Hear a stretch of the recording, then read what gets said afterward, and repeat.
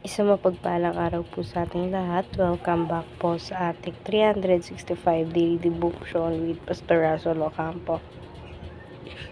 So, ang topic po natin for today is nagugulat pa ang Diyos? At mayroon po tayong concept na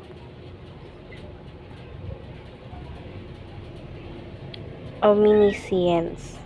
Omniscience is the doctrine that God fully knows Himself and all things, both actual and possible, in one simple and eternal act. This means God never learns, forget, or discover anything. His knowledge is infinite, infinite, and perfect. He knows the past, present, and future without limitation. He sees the end from the beginning and understands every thought, motive, and outcome. This should humble us, comfort us, and lead us to worship. God is never surprised, but caught off guard. His knowledge serves His wisdom, and His wisdom serves His perfect will. At may kita po natin to sa Hebrews chapter 4 verse 13. Nothing in all creation is hidden from God's sight.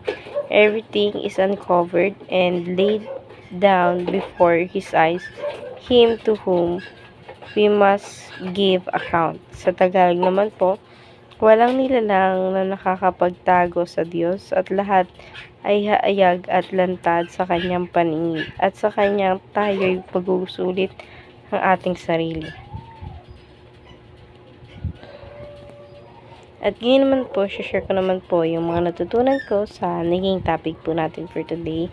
Simulan po natin sa teaching. First teaching, God knowledge is complete and perfect. So, yung kaalaman daw po pala ng ating Panginoon sa Kristo sa buhay natin is perfecto po siya. Alam ng Panginoon sa Kristo kung anong nangyayari sa buhay natin, sa pang-araw-araw nating buhay, yung mga nangyayari sa or yung mga pinagdadaanan natin sa buhay, alam ng Panginoon yun at wala tayong maitatago sa Kanya. Ngayon naman, sa second teaching na tayo, God knows even the secret places of our heart. So, kahit yung mga kinakatago nating sekreto sa ating mga kaibigan, sa ating pamilya, alam ng Panginoon yung mga sikreto na yun dahil siya nga yung naglalang sa atin. So, alam niya lahat ng mga sikreto natin kahit yung super secret na nangyayari sa buhay natin.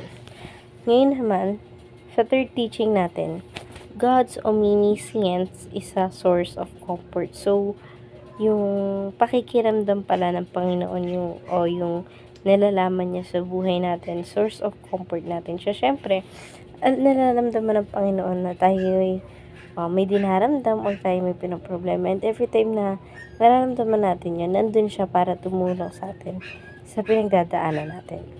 Ngayon naman sa ating application, first application, confess your sins because nothing is hidden. So, yung mga naggagawa natin kasalanan, dapat natin sabihin yun sa Panginoon. At kailangan natin din siya ihingi ng tawad. Hindi lang dahil sa gusto natin maligtas tayo, but then alam ng Panginoon lahat ng bagay na nagagawa natin. Ultimo, yung mga kasalanan natin. At ngayon naman po, dadako na po tayo sa ating second application. Trust God's plan for He sees what you cannot. So, maniwala tayo sa plano ng Panginoon sa buhay natin. Even yung mga plano natin na sa tingin natin hindi tayo sumasang-ayon sa mga bagay na yun. At ngayon naman po sa third application na po tayo.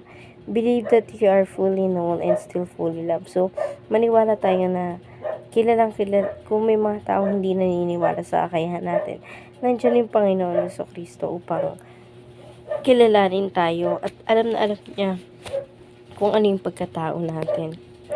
At dapat mahalin din natin yung sarili natin kagaya ng pagmamahal ng Panginoon sa buhay natin.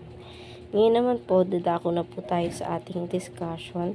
How does the omniscience of God give us a comfort? So, ayun nga po, nagbibigyan niya po tayo ng comfort sa pamamagitan ng presence niya.